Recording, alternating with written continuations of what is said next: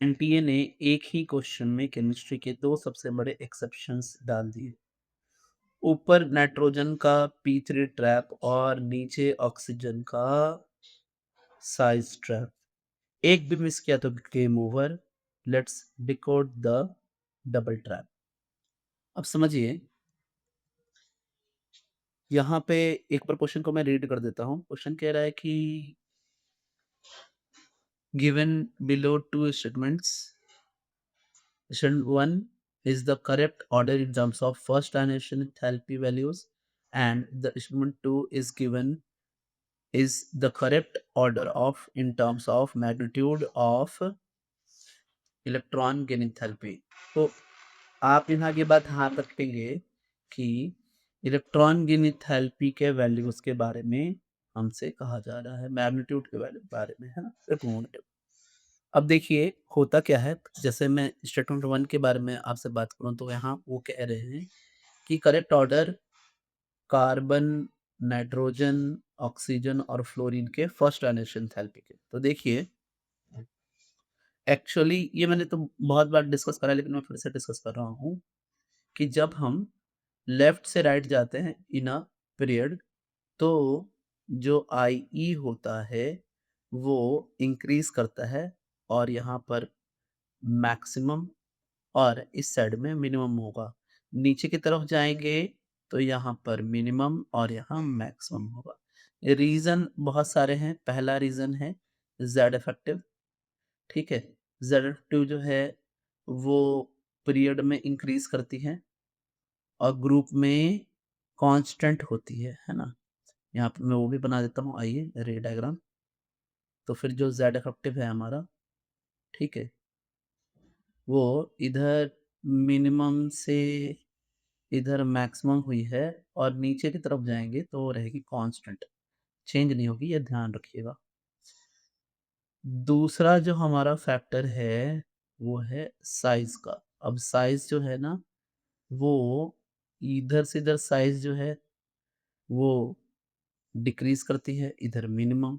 और नीचे की तरफ क्या होता है कि नीचे की तरफ साइज जो है वो इंक्रीज करती है, इधर मैक्सिमम, है ना। मतलब मिनिमम से मैक्सिमम, और ये जो मिनिमम है ये इधर मैक्सिमम से मिनिमम हो रहा है, ठीक है। ये बात है, ये रे डायग्राम है।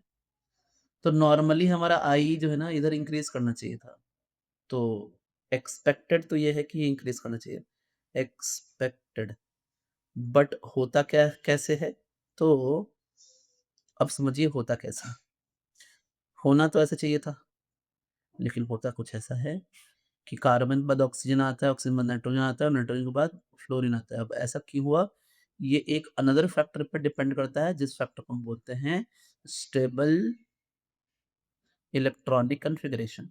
अब जो इसका इलेक्ट्रॉनिक कन्फिगरेशन और जो इसका इलेक्ट्रॉनिक कन्फिगरेशन, इसका इलेक्ट्रॉनिक कन्फिगरेशन होता है 2s2 2p4 and this is 2s2 2p3। अब ये जो P3 है ना, ये हाफ फिल्ड है, और ये बड़ा अच्छा हमारा स्टेबल है, हाफ फिल्ड। इस वजह से यहाँ से इलेक्ट्रॉन निकालने में हमें थोड़ी दिक्कत होगी और ज़्यादा एनर्जी लगेगी, इसलिए ये ऑर्डर है। और स्टेटमेंट वन में भी इसी तरह दिया हुआ है, इसलिए S1 जो है वो करेक्ट, S1 जो है ना वो है करेक्ट। समझ गए ये बार? मुझे लगता है ये बात एकदम अच्छा आसानी से आप समझ गए हैं। अब बात करते हैं स्टेटमेंट टू की, ठीक है। स्टेटमेंट टू, अब देखिए स्टेटमेंट टू में हमसे ना इलेक्ट्रॉन गेन एंथैल्पी के बारे में पूछ रहा है, इलेक्ट्रॉन गेन एंथैल्पी के बारे में पूछ रहा है।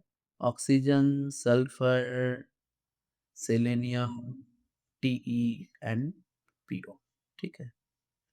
अब होता क्या है, इसकी साइज बहुत छोटी होती है, और जो इलेक्ट्रॉन्स हैं वो जाएंगे n इक्वल्स टू 2 में, जो कि एक्सेप्शनली एक्सेप्शनली स्मॉल है, एक्सेप्शनली स्मॉल एंड कॉम्पैक्ट है।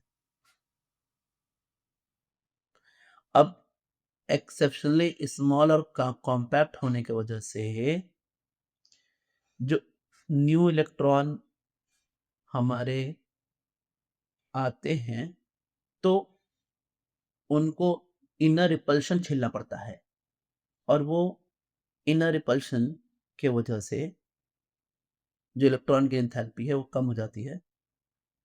आगे की बात हो तो जो सल्फर है, यहाँ पर हमारा इलेक्ट्रॉन की एंथैल्पी सबसे हाईएस्ट होता है।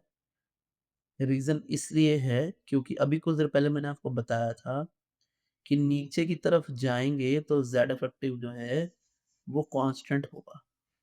लेकिन जो साइज़ है वो नीचे बढ़ता जा रहा है। अब साइज़ इधर मैक्सिमम है और इधर मिनिमम है। ज़ेड ट्रिक यहाँ कांस्टेंट है। ऑलरेडी ये मैंने बोल दिया।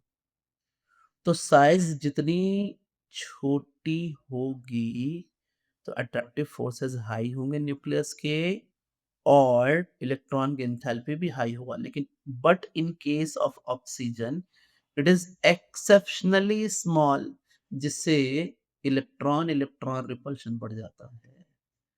तो इसीलिए जो ऑर्डर एक्चुअल ऑर्डर जो हमें होता है वो ये होता है कि सल्फर सबसे ज्यादा, फिर सेलेनियम, फिर टीई, फिर PO and lastly oxygen. Reason इसका मैंने आपको बताया, exceptionally small compact size of N equals to 2 shell, है ना।